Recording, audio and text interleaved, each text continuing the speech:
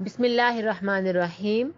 ایک بہن کہتی ہیں کہ میری ایک سہیلی تھی، اس کے 2 چھوٹے چھوٹے بچے تھے، اچھی زندگی گزار رہی تھی کہ اچانک اس کو ایک بیماری لگ گئی کہ بیماری اتنی شدید تھی کہ بڑھتی جا رہی تھی۔ اس بیماری کو کینسر بھی کہہ سکتے ہیں، یہاں تک کہ اس کے سر کے بال وغیرہ بھی اترنے لگے تھے۔ وہ بہت زیادہ لاغر اور کمزور ہو چکی تھی۔ ڈاکٹرز کو دکھایا، علاج چل رہا تھا، مگر امید کی کوئی کرن نظر نہیں آ رہی تھی۔ ایک دن حسب معمول چیک اپ کے لیے ڈاکٹر کے پاس گئے، ٹیسٹ ہوئے، رپورٹس وہی منفی آئیں، بلکہ اس بار ڈاکٹر نے اسے کوئی تسلی دینے کی بجائے انتہائی دل دہلا دینے والی بات کہی کہ آپ کے پاس صرف 6 مہینے باقی رہ گئے ہیں، آپ کی بیماری ناقابل علاج ہے، اور اگر ادویات دی جائیں تو زیادہ سے زیادہ 8 ماہ آپ زندہ رہ سکتی ہیں۔ یہ سن کر وہ سکتے میں آ گئی اور اتنا روئی کہ اس کے آنسو تھمنے کا نام نہیں لے رہے تھے۔ گھر آ کر اس نے مجھے فون کیا اور تمام بات بتائی، لیکن وہ فون پر بھی اتنا رو رہی تھی کہ مجھ سے بھی برداشت نہیں ہوا، اور فون بند کرنے کے بعد میں سیدھا اس کے گھر پہنچ گئی۔ وہ مستقل اپنے معصوم بچوں کو دیکھ دیکھ کر رو رہی تھی۔ میں نے اسے بہت تسلی دی، پھر روتے ہوئے اس نے مجھ سے پوچھا کہ کبھی تم پر کوئی مشکل وقت آیا تو تم نے کیا کیا؟ میں نے اسے فوراً کہا کہ تم درود شریف پڑھو۔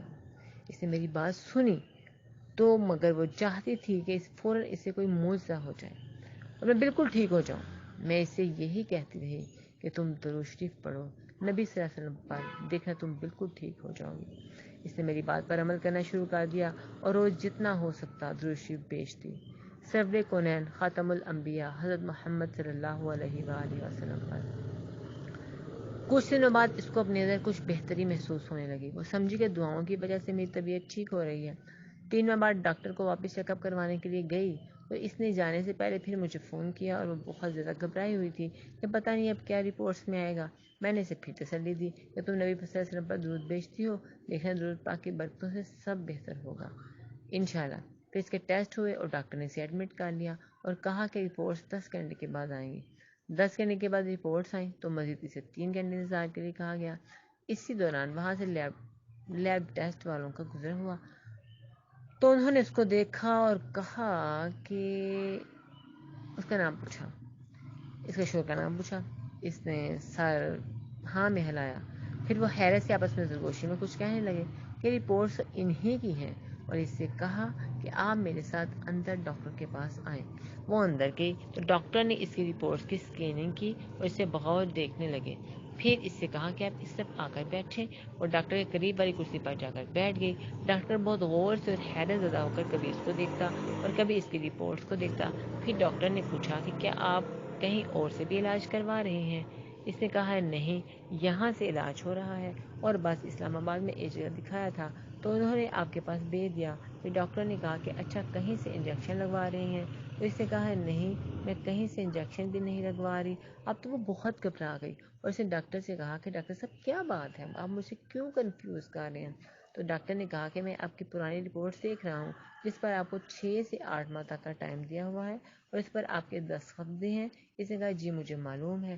پھر ڈاکٹر نے کہا کہ اب میں آپ کی نئی رپورٹس دیکھ رہا ہوں جس میں ہر چیز پازیٹیو ہے، یعنی کہ اس بیماری کا کوئی وجود ہی نہیں۔ سبحان اللہ، سبحان اللہ۔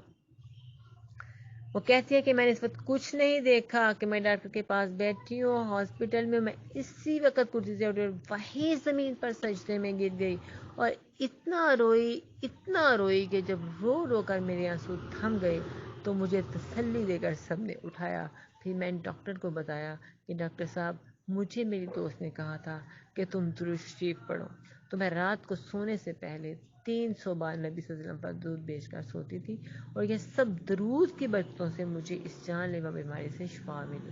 اب الحمدللہ مکمل صحت یاب ہے، اسے کوئی تکلیف نہیں، گھر کے کام کاج بھی باقاعدگی سے کرتی ہے، بچوں کو بھی سنبھالتی ہے، جسے اسے کوئی بیماری تھی ہی نہیں۔ تو آئیے آج سے ہی ہم کثرت سے درود شریف روزانہ پڑھ کر نبی صلی اللہ علیہ وسلم خاتم الانبیاء حضرت محمد صلی اللہ علیہ وسلم پر درود بھیجیں اور اپنی ہر دنیاوی پریشانی کو دور ہوتا دیکھیں اور آخر میں کامیابی اور نبی پاک صلی اللہ علیہ وسلم کی شفاعت حاصل کریں انشاءاللہ انشاءاللہ انشاءاللہ۔